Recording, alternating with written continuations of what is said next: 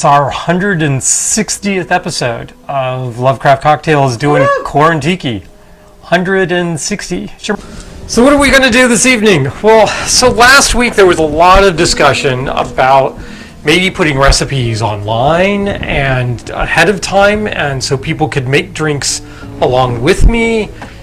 And I think that's a really great idea until we run into an episode like this one. This is one of those episodes where we're going to be talking about a new book, and that is Tropical Standards, Cocktail Techniques, and Reinvented Recipes. And we are going to do some things that touch on this book. We're not going to do any of the actual recipes in this book, but we are going to use some of the techniques from this book. Really like this book, but it does suffer from a couple of issues, and we'll get into that once I stop saying which probably means I need to have some alcohol before I can do that. So the first thing we are going to do is, of course, we are going to toast. And we have lots of bottles of rum around here, and some are more precious to us than others. And then there's bottles of rum that were gifted to us on our wedding. And this is one of two that we have from the Tall Ship. Oops, I should probably not lean over on my mic. From the Tall Ship Bottling Company and Distillery. Now, these are rums that do have artificial flavors added to them, but they're still quite tasty, and, well, you know, they just mean something special to us because we got them on our wedding. So we're going to pour a little of that and a little of that. Greg says, this is about all we have of the two bottles. Dunder, Star, and Pooch. Yeah, there's no guest stars this evening, aside from Dunder and Dorley. Yeah, Gemma's somewhere. Gemma is somewhere in the house. She is taken to hiding from us. We don't know what's up with that, but she's around. So, Star, would you like to come up and have a taste test of the Tall Ship Distilling's Appledoor rum?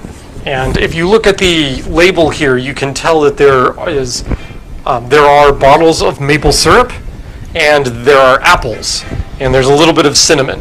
So I think you can pretty well gather what the flavor profile of this rum is going to be. So here you go. We figured out how to get the camera right again. Yes, it turns out that somewhere along the line in one of the updates, the auto rotate feature got locked. Who knew? Yeah. Thank you, Apple, for your periodic updates. Or when I was trying to turn off the sometimes flashlight. Lock things. So what are we going to toast to? Getting technical features correct? Yeah. Getting the techniques right. Yay. Isn't it like right near our pre-anniversary or something? It was. So Friday, either Thursday or Friday, was our pre-anniversary. Mm-hmm. So what do we mean by pre-anniversary? The thing that had to happen for us to have a date. Right. So these were friends of ours were getting married. Uh-huh. And I couldn't make that one. Right. But she was there along with a number of other friends, and we were scheduled to all meet up at somebody else's wedding. Susie, who we had dinner with on Thursday. Correct. A couple of weeks afterwards, a month afterwards, something like that. And Star had been counting on me showing up for that one, and I was begging off for various reasons and sundry things, and she twisted my arm a little bit, and we ended up going to that wedding. And that's where we started dating. Yeah. So, yeah, well, I mean, we hooked up at a wedding. Isn't that what you're supposed to do? Yeah. Yep, right, yep. We'd known each other for a decade prior to that point, so, yeah, just things and details, right? So here's to pre-anniversaries. Here's to having dinner with the person whose wedding we hooked up at. Here's to rum from our wedding, and to getting the technical details right. It's not much of a toast, but it's an excuse. Lots of things to drink. It's an excuse to drink rum, right? Yummy. It is yummy. It's right? like so. Again, this rum, is drink what you like. Mulled wine. I like this. Yeah. Know what you're drinking. Yeah, it's flavored rum, right? But it's good flavored rum. It's not It's not Bacardi Apple or something ridiculous like that. I don't know. Does Bacardi even make an apple? I'm sure. I'm sure they do. Have to.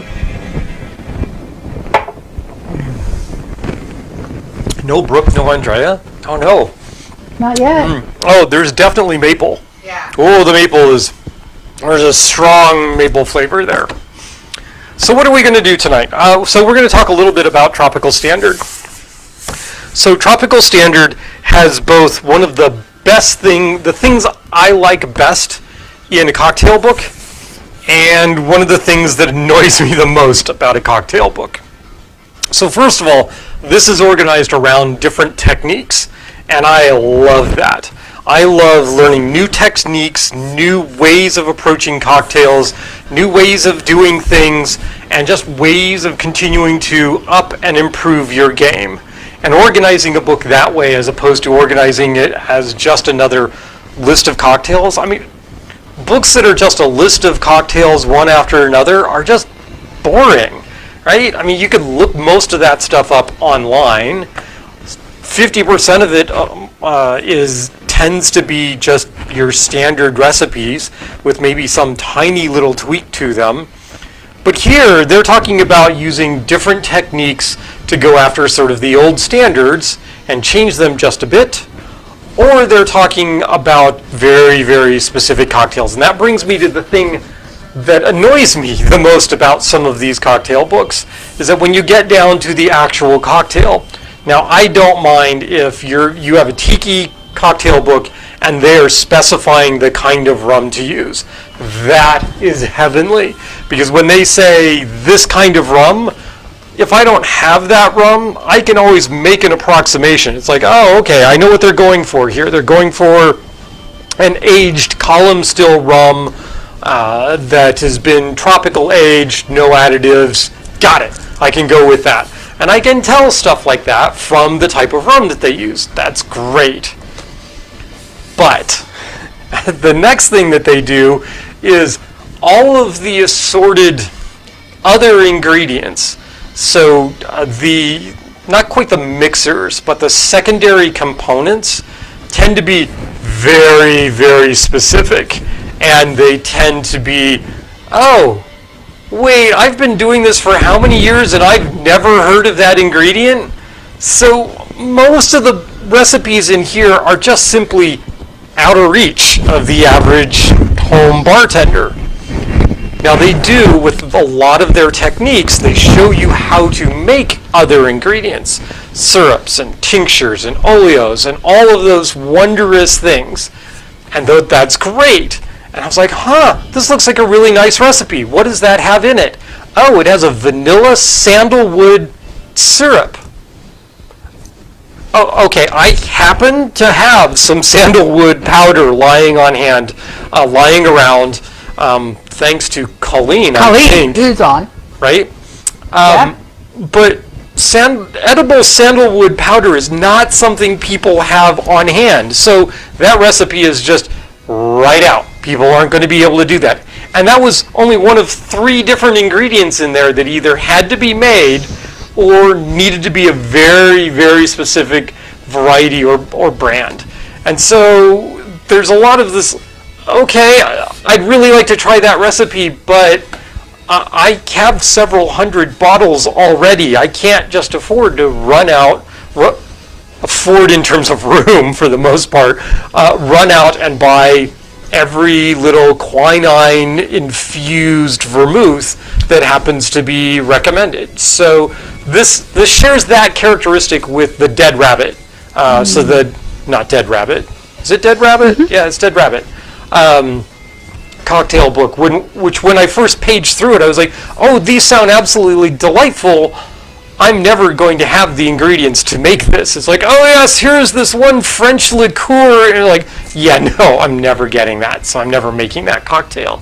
And it was great to learn about how Dead Rabbit made things and how special they were and how much effort they put into the specific ingredient.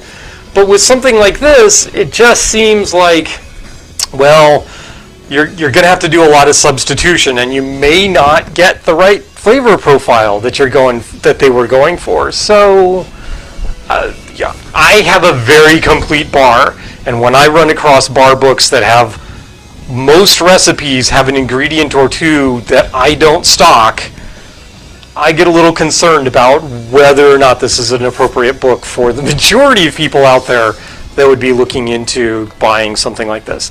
That said, for me, I'm willing to go out and get the sandalwood, or might happen to have the sandalwood on Colleen hand. says she can source sandalwood for other people. Sure. We'll find out, because I don't know whether or not the sandalwood vanilla syrup is going to be okay. The other thing you might want to be careful of is a lot of the recipes in here will require you to do an infusion of a liquor. So you might have a cardamom tincture or a rum that's been infused with, I don't know, hazelnuts or something along those lines.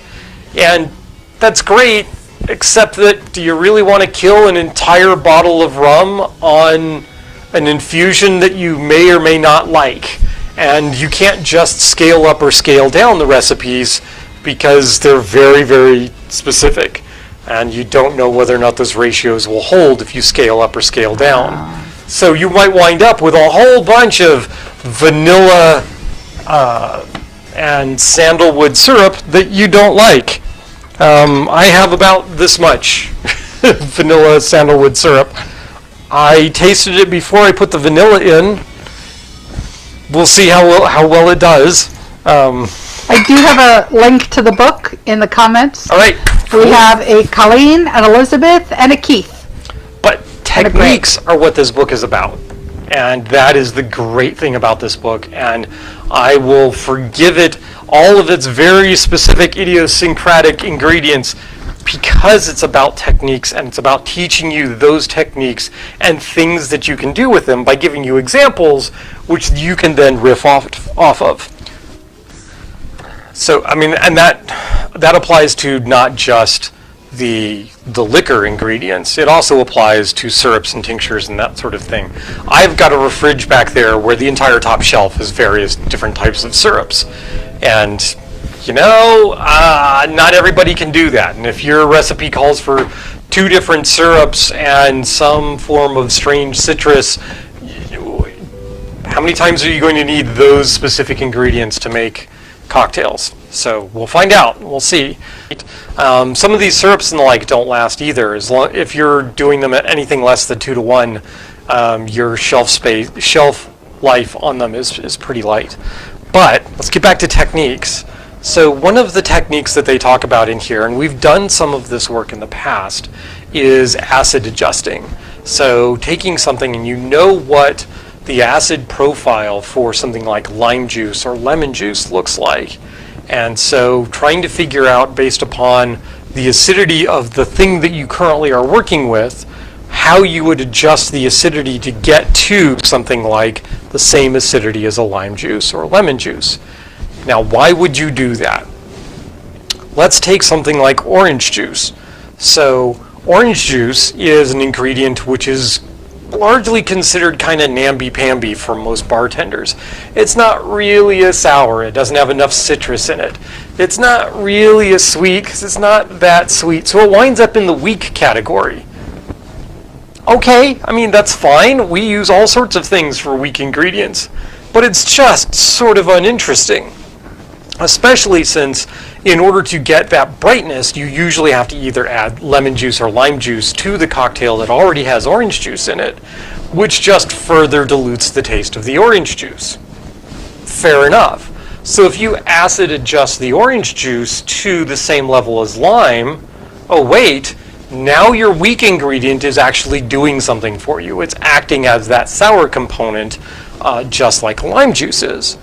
So, playing around in the book and seeing various things that they had, one of the recipes that they have in there calls for a pineapple adjusted lime juice, or a pineapple juice adjusted to lime acidity.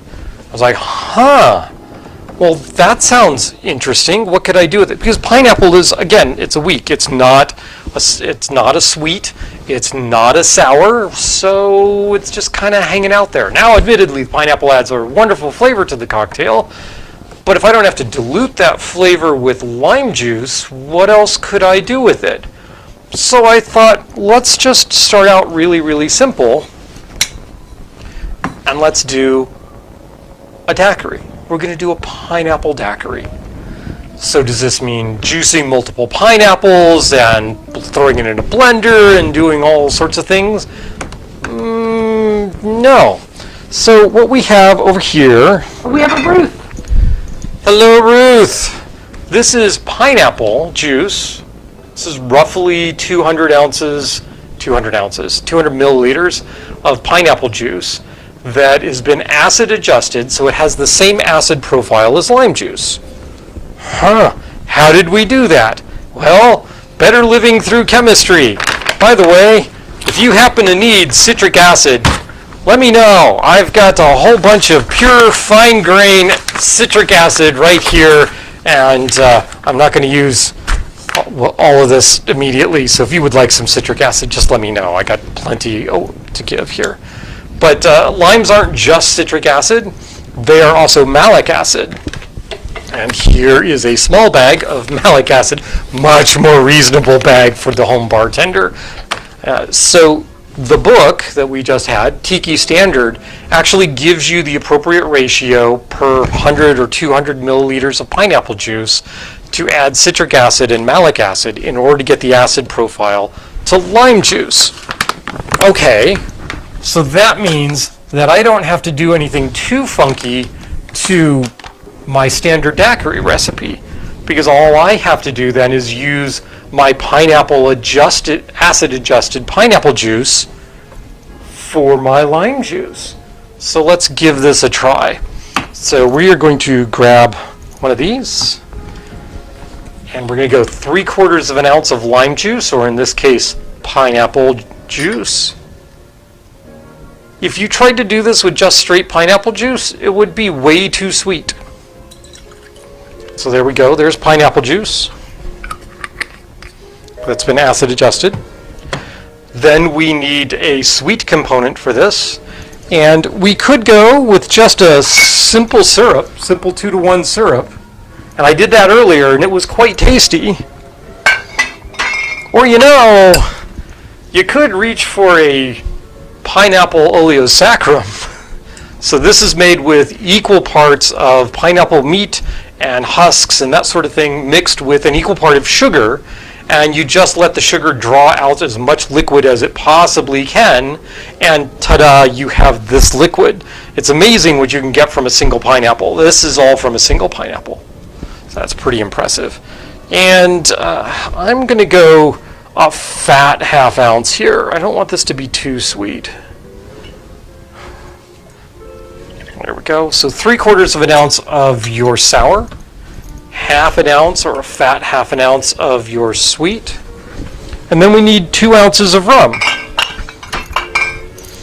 Well, we have acid adjusted pineapple juice, we have pineapple oleo, why not go with a pineapple rum as well? And this is Plantation's Stiggins, and we're going to go 2 ounces of the Stiggins. And there you go, 2 ounces of Stiggins. We shall pause here for a commercial break.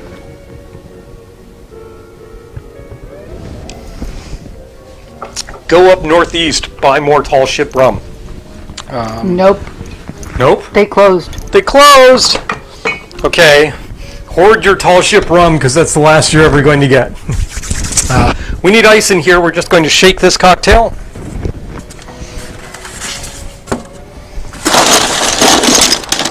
Wrong scoop.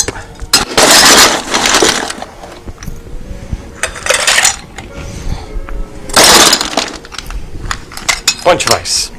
Bunch of ice. Where's the other piece of this? I'm testing my manual dexterity here because there's a lit candle right here. So I need to not knock this thing down. Yeah, this is actually lit. This is a real candle. Woohoo! Heat! Wow. All right, I'm going to shake.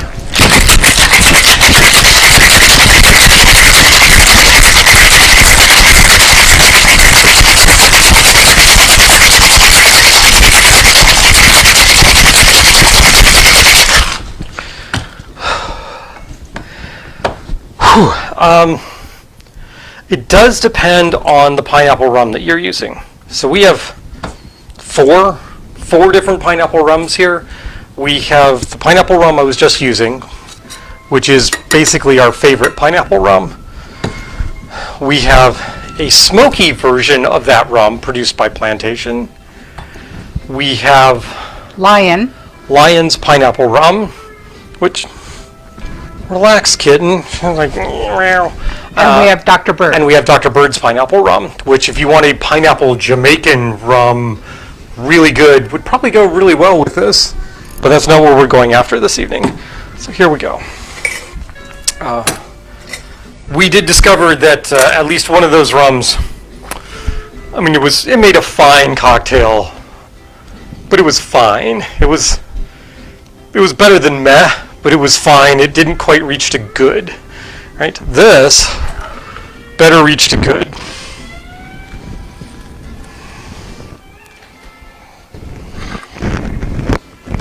Now, one distinct difference here between your typical daiquiri and this is because of the pineapple juice, you will in fact wind up with a little bit of a head on this, a little bit of foam across the top, which I don't mind.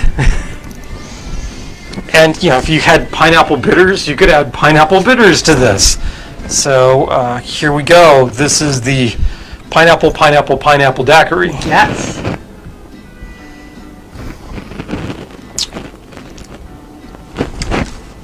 Oh, I take your mouse off of end. Oh yeah, I should probably do that. There we go. Hope you liked your taste. I poured her, not even this one. I poured you the one with the simple syrup. Right. Not the oleo. Right. And I looked up and it was gone. There was like one taste left in that thing. This is better. And this is better. See, there you go. Right? Pineapple daiquiri. P cubed daiquiri? Is that it? Something like that? P cubed. P cubed. P3 daiquiri? I don't know. We'll come up with something for it. But that's the kind of thing that you can do with acid adjustment, that if I were just adding pineapple juice to that daiquiri, you'd have to play around a lot more with your proportions to get that right. And I'm not sure you'd ever get quite that crispness, because the pineapple juice would just simply be diluting it, and there's just kind of no way of getting around that. And it says pineapple all the way down. Pineapple all the way down. And Bruce says we have some winners tonight. Let's hope so. But one of the cocktails we're doing tonight has the sandalwood vanilla syrup in it, and I'm having to play around with ingredients, so I don't know on that one. So. Oh, and for the latecomers. Yes. What are the latecomers? Oh, she's going to show off the book. Okay. Tropical Standards just came out. So some of you have been on before or have watched before. I think all of you currently have watched before. And we've said, if you get a chance to see Shannon Mustafar, do so. And Shannon has the occasional broadcast that she does out of New York, which is where she is stationed. And one of the bartenders that she features is the first author on this book, who's Garrett something? Garrett Richard. Garrett Richards, yep. And Ben Schaffer. And he does quite a good job. He also runs the bar program at one of the better New York Tiki bars. So someday we will get to New York City, and but he will be at Hukilau.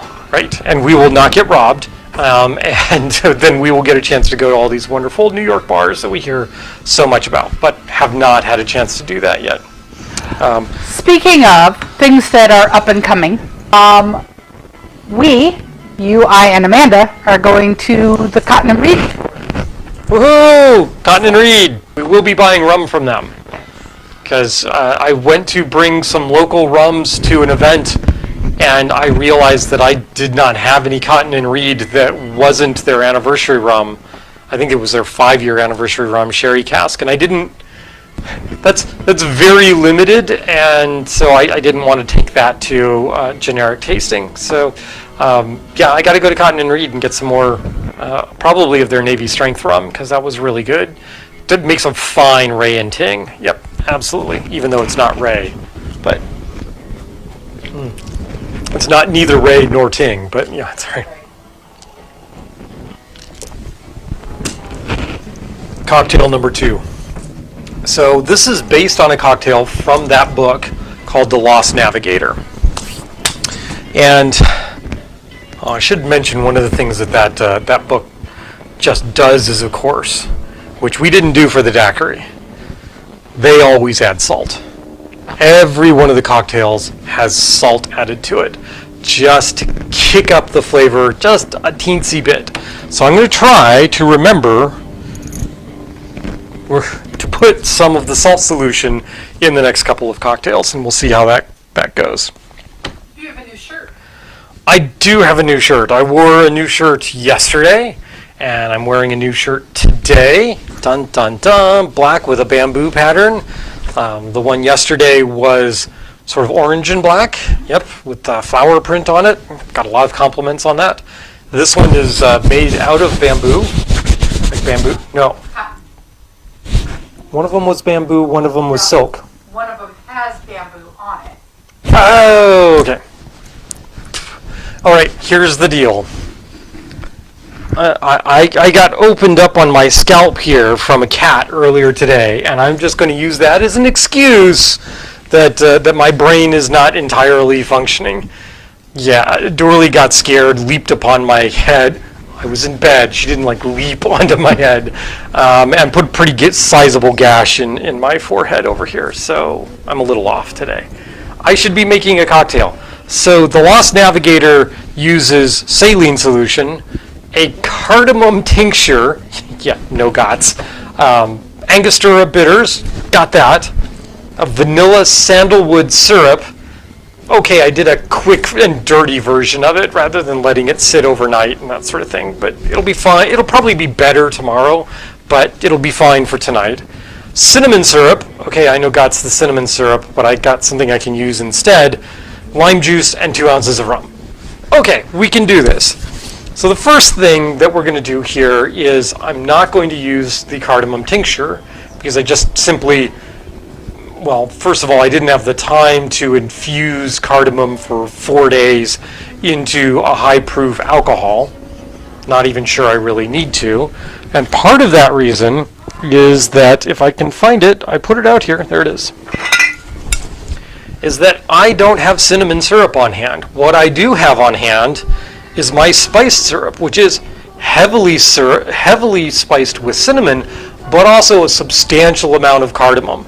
So this is one of the other tricks. If instead of using a tincture, which is just flavor components dissolved into a high-proof alcohol, which is what they did for their cocktail, if you have a cinnamon syrup as your base ingredient, you can infuse other flavors to that. Just remember that you have to know what those other flavors are in case some of them might be off-putting for other cocktails. But for tiki cocktails especially, I don't see any reason why straight cinnamon syrup. I think having a spice syrup that's got cardamom flavors in it is absolutely the way to go for my bar, and that allows me to get away without a couple of dashes of the cardamom bitters, or excuse me, the cardamom tincture, and means one less bottle up here, and I have 4 dozen, yeah, probably 4 dozen bitters sitting right here. I don't need to add another couple of tinctures. So let's see what we can do with this. I did not look up how this drink is compiled. Well, it's not, I know it's not blended, but I don't know if it's shaken or stirred. Looking at the ingredients, I would think that it's shaken, but I might have my wife check on that if she can look up the Lost Navigator in the book. Tropical Standard is the book. All right, so let's grab a shaker to start with because I can always pour this into something else if necessary. So they start with 5 drops of a saline solution.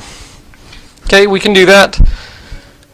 If you've been watching, you know my saline solution is blue for reasons. Just ignore the fact that it's blue. 1, 2, 3, 4, 5. 5 drops. And it says 2 dashes of cardamom tincture. We're going to get away with that by just using a little bit more of our spiced syrup. Speaking of spiced syrup, it requires 3/4 of an ounce. Tropical. It's the Lost Navigator. Lost Navigator, sorry. So we need 3/4 of an ounce, and we're going to make that just a little bit fatter than 3/4 of an ounce because we want to get the extra cardamom in there.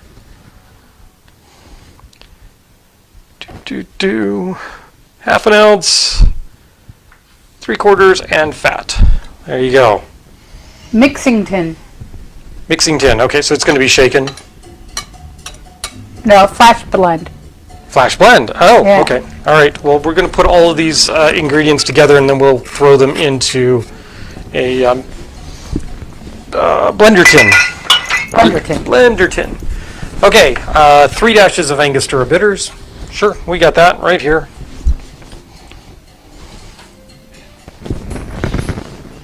3 heavy dashes of Angostura bitters. 1 teaspoon. Teaspoon. Really? I went through all the effort of making this when they want a teaspoon of it. Great. Okay. Part of the reason for them wanting to do that, make this syrup, is they want the vanilla flavor, but they also want the red color. And that's really what the sandalwood is doing for the most part, is giving it a red color. I don't even really get a woodsy smell off of this for the most part, which makes me wonder just how much effort I really should have put into making this syrup. But nonetheless, we're going to do it. Okay, 1 teaspoon. 1 teaspoon. There we go. 1 teaspoon. It's been sitting a little bit, so let me just stick a finger in here. And very much tastes like vanilla syrup because there's vanilla in it. Oh, there is this little something else there. Hard to tell. I don't think the sandalwood's got a whole lot of flavor to it.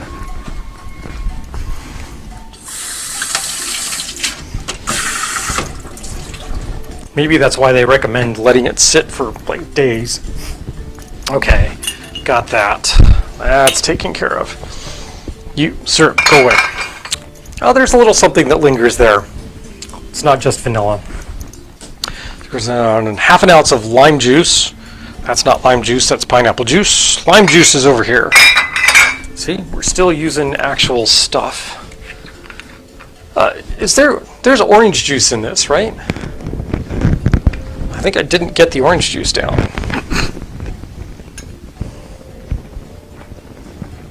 Or am I thinking an entirely different recipe?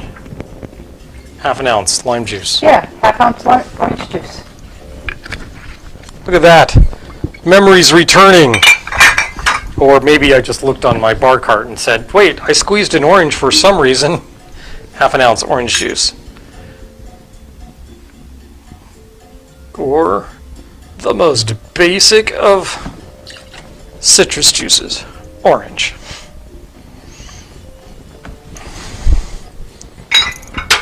Got that. 2 ounces rum. They call for St. Teresa, I believe. Ounce and a half. Ounce and a half? Yeah. Am I missing an ingredient? The saline, the cardamom tincture, Angostura, the vanilla sandalwood syrup, cinnamon syrup, lime juice, rum, Orange juice. orange juice. Yep. Okay. Ounce and a half, you said? Right. Okay. Well, I can do an ounce and a half. We are not going to use the St. Teresa because I don't have St. Teresa. St. Teresa is a Venezuelan rum. I'm going to use another Venezuelan rum. I am not going to use the Diplomatico Exclusiva because it's a little on the sweet side and I don't want to overly sweeten this cocktail. So I'm going to use the Diplomatico Añejo. My understanding is that the Añejo is no longer made. So we have to be a little ginger about when we break this stuff out. But I have one more bottle of this lying around. So there's an ounce and a half.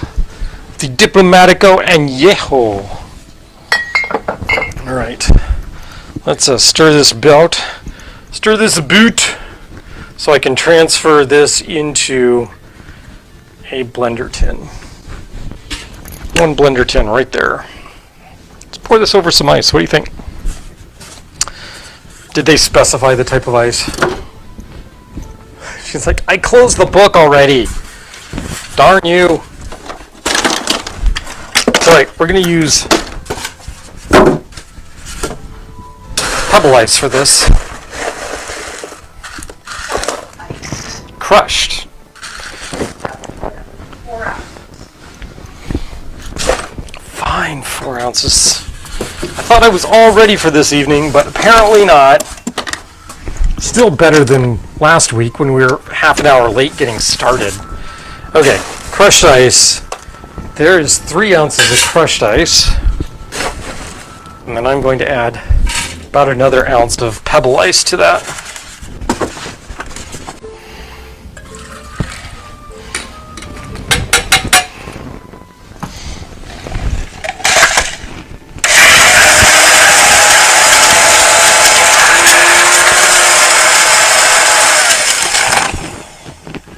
Everything's all nicely meshed and fluffy. Fluffy? Fluffy. Fluffy is the word I'm looking for. We're going to go with this. We're going to go with an archipelago goblet.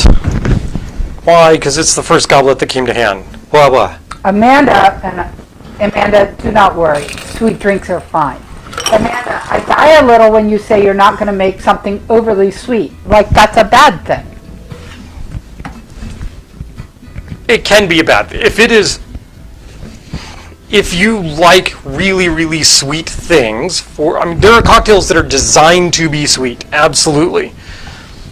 These cocktails are generally designed to be a balance of sweet and sour. So if they come across as too sweet, I'm looking at it as I've done something wrong because I am out of balance. We're going to go 3 ounces of pebble ice. And another ounce of crushed. Sit that on top. I'm going to stick a straw in this. First time we've used a straw tonight. So this is the first chance we've had to give a shout out to Surfside Sips. Surfside Sips! We are going to use one of their straws. This is a smooth. Okay, this is a jade-colored bamboo, so not smooth, wide-bore straw. And that's going to go right in there. I'm going to reach over and grab a tentacle because we are Lovecraft cocktails. So this is just going to sit right in there like that. You could garnish with some mint or anything else that you wanted to do. I forget what their garnish is for it. I don't really care. And we're going to take a taste of the lost Navigator. Maybe it's the last Navigator, who knows.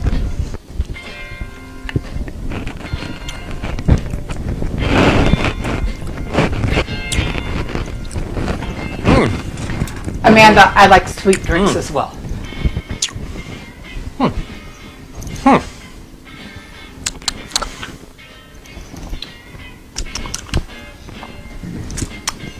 Yum. I was unconvinced on first taste. Yeah. And now there's stuff still going on. There is. Including orange. How did they do that? There's orange. I taste orange Yeah. on the finish. And there's half an ounce of orange juice in there? Is it the saline? Could be. I believe this is their take on the Nui Nui. So there should be orange in it. Mm-hmm. That's a lot of orange for only... That's a lot of orange on the finish. I'm still not sure. Vanilla sandalwood? No. Hitting something? I don't know. The sandalwood does... I don't feel like it has a lot of flavor to it, but I was noticing that it just lengthens out the profile. Yeah. So as I was tasting what was essentially a vanilla syrup far longer than I would normally do. So maybe that's what's happening with this cocktail. Would never have thought that that would work that way. So, hey, I bow to the masters at doing this, and we're half done with this cocktail already. This dangerous stuff. Although there's only an ounce and a half in there, so it's all right. It's fine. It's fine. Yeah, fine. Okay. Yeah. Yeah, you had 2 ounces already of daiquiri, are you right? keeping that one? Yielding me a sip? I'll leave you some. I'm still a little weirded out by the front end How of that. orange that is. The front end of that is weird. I can't place what that is. But it fades to a really, really nice place. And that orange Maybe it's just... a cardamom sandalwood mix something. Elizabeth also likes sweet drinks. Well, then I think you're in luck. Because although this has almost nothing to do with the tropical standard, the tropical standard book does have an entire section on frozen drinks. And we're not going to go that far, but we are going to take a page out of how they do their frozen drinks, because there's a particular ingredient that they add to their frozen drinks to help stabilize it and make it more, well, like a stable frozen cocktail. Frozen drinks they're polarizing. I'm not a big fan of frozen drinks. I'm just not. But I recognize how hard they can be, because you gotta get the sugar content just right in order for it to avoid being just like some ice and water kind of, and on the other hand, like much more thick, gloppy stuff, right? You're aiming for that wondrous mix between the two. So they do a bunch of things in there, but there's a secret ingredient that they add, and we're going to put a little bit of that in here. But Star requested... Brooke has auto captioning on, and it is being hilarious. Ruh-roh.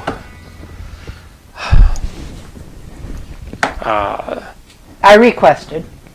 I was trying to remember what was it? Rooster Lollipop. Yeah, Rooster Lollipop. Yeah, so beyond just captions, you can have like safe settings for things, which will automatically change words that you type in or that you say into things that are... So eons ago, there was a chat we did called Dawn Patrol. Ruth will remember Dawn Patrol. Yep. And blender drink. Yeah.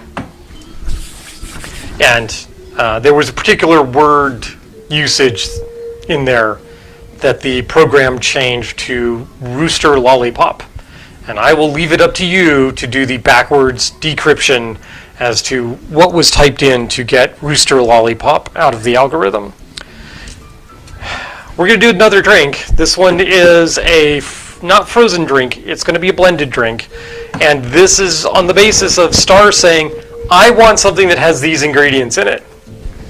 Okay, what baby wants, baby gets, right? That's how this thing works. And I'm guessing that this is going to be a little bit on the sweet side. So we're going to go with this. We will start with, but I should point out this is also going to be strong. So hold your horses here. So we're going to start with 3/4 of an ounce of an overproof rum. And I want something that's got some kick-ass characteristics, so we are going with the Lemon Heart 151.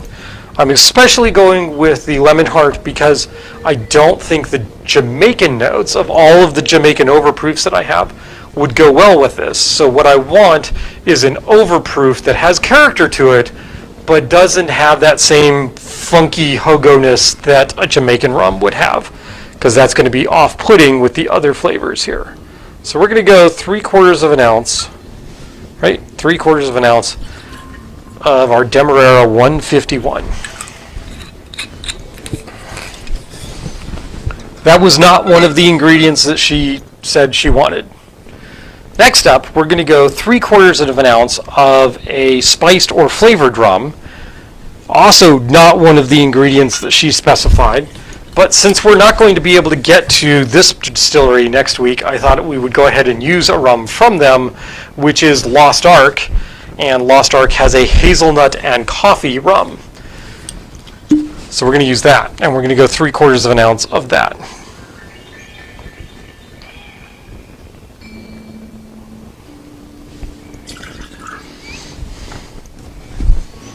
Next, Now we start to get into the things that she did ask for. One of which was an Irish cream. And in this case, we have O'Mara's Irish cream. And we're going to go with a full ounce of the O'Mara's Irish cream.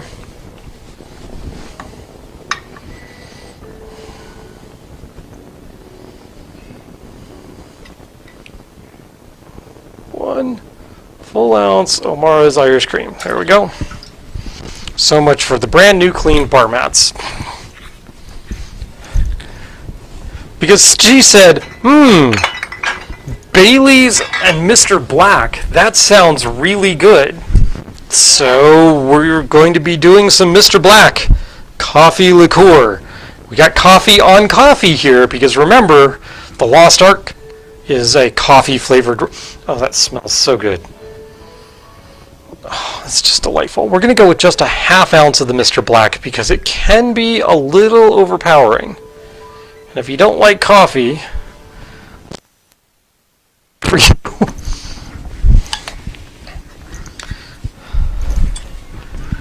And then I casually mentioned that, you like creme de banana. Yeah. And as a consequence, we're going to go with a full ounce of creme de banana, this being the Tempest Fugit Spirits creme de banana, which is absolutely delightful.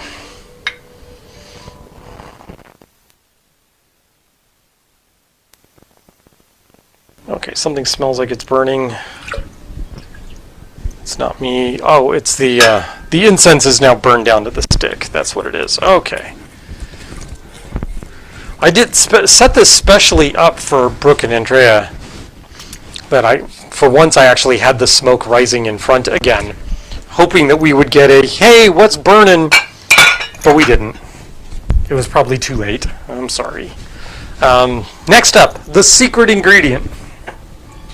So they advocate using xanthan gum, and xanthan gum comes as a powder, but you can actually make up a batch of xanthan gum and water. It'll keep next to forever, and that's what we've done here. It sits on the back bar. I use it for thickening cocktails, and here we go. We're just going to go a half ounce of that right in there. Again, we're living through chemistry.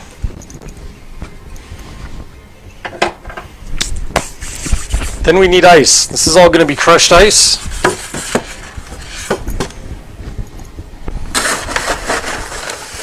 We have a very James Bondy music score this evening. I don't know what's up with that. Brooke says, hey, what's not burning? What's not burning?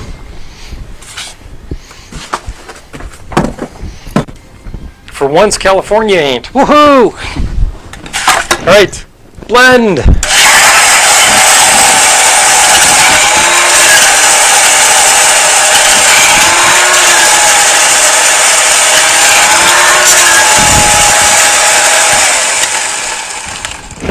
Oops.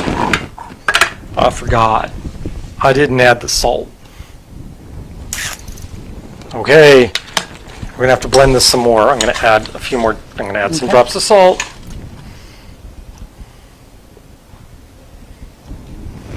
I will say this about having the blue saline is that it really does make that bottle memorable. I know what's in that. It's like that There is blue. that. What is that blue? Salt. Oh, yeah, it's salt. What is that, you ask? Oh, that's chocolate bitters. Never mind that.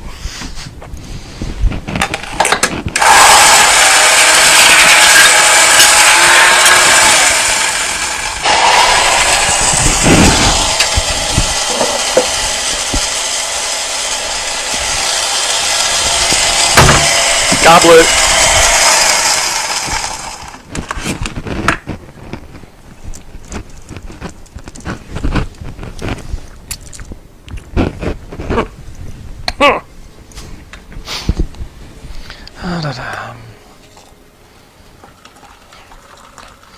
Yes, this is patterned after a mudslide cocktail. I'm calling this the Mudslider. I suppose we should use the pink glass? Yes. Pink glass. That goes in there. I didn't pull any mint out. I have some mint. Is that mint? That's mint over there. It's kind of deadish, but here, I'll just grab this piece right here.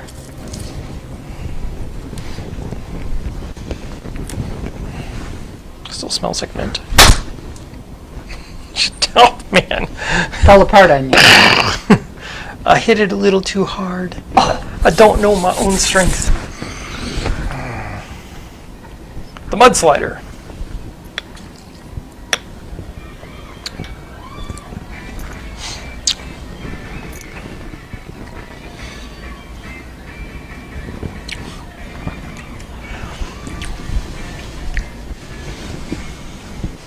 Yeah, that's tasty. I was like, what am I going to say?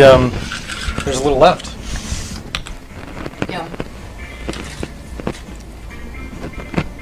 I could have upped the xanthan gum to get this a little thicker. Yeah, because it's still sort of much more on the liquidy side than a thick gloopy, but may not want the thick gloopy. There's like nothing but alcohol in this. This doesn't taste as alcoholic as the last one. So there's overproof rum. There's flavored rum, which is coming in at like 30%. There's the Baileys, which, yeah, who knows what the O'Mara's is. The O'Mara's is 13.9% alcohol. Mr. Black. The Creme de Banana is 26% alcohol. The Mr. Black is 25% alcohol.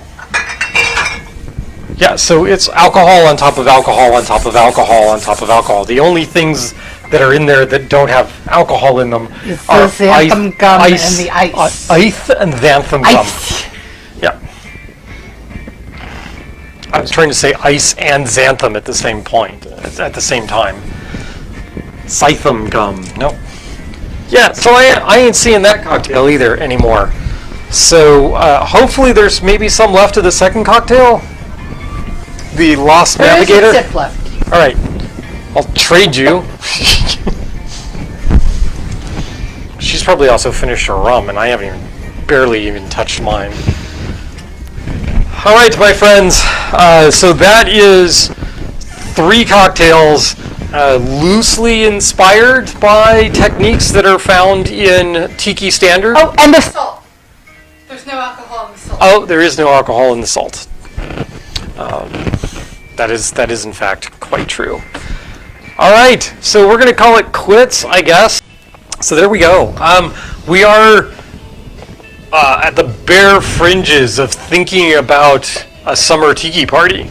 So that's going to happen. It will happen at some point. It'll happen here. I'm looking around going, wow, we're not that far away from being able to put this into party mode. Yeah. So we had neighbors over. There was a neighborhood tour of people's backyards and basements, and we had to show off our door that we have. I know it sounds weird showing off a door, but the back door to these places is this really weird. The original back door is this really weird, like half sliding glass door that you got to turn sideways to get through, no matter how big you are. And we just ripped that out and put in an actual door that has this great big glass pane in it, so we get light through here. Yeah, it's a really nice oversized door, and people were like, I was wondering what was so special about your door, and then they came over and went, now I understand what's so special about your door. And the people, we shut off our Stairs, right?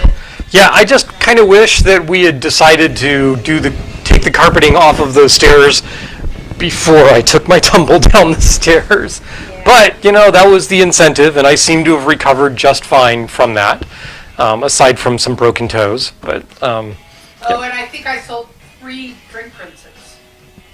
Right. So we have the drink rinser on the back bar here, and people are like, that's amazing. And I was like, yeah, kind of. I really like it. I don't know. So there you go. The pineapple daiquiri, or the P3 daiquiri, right? We did our version of the Lost Navigator, using a sandalwood and vanilla syrup that I have no idea what I'm going to do with from this point on, but it seems to work really well with my spiced syrup, so we'll give that a shot. If my spice syrup ever gets really, really low, I might just pour the vanilla sandalwood syrup into it to lengthen it and just go with that. And then we did something that is totally not in that book, but is based on their ingredients for frozen cocktail recipes by using the xanthan gum to help thicken it. And that's the Mudslider, which was largely based on Star going, I want something with Bailey's and Mr. Black. And the Mr. Black isn't overpowering, right? It all works. Mm-hmm. You got coffee, you got a little bit of the chocolate from the bitters. That was actually kind of amazing that came through. So, and all of them, aside from the daiquiri, because I forgot, have saline in them. So, all of them, 2, right? Okay, it's 2. Anyway, I will talk to you all later. See you next week. I have no idea what we're going to do for 161, but we'll be doing something. That's the plan. So, here we go. Remember, the end is nigh.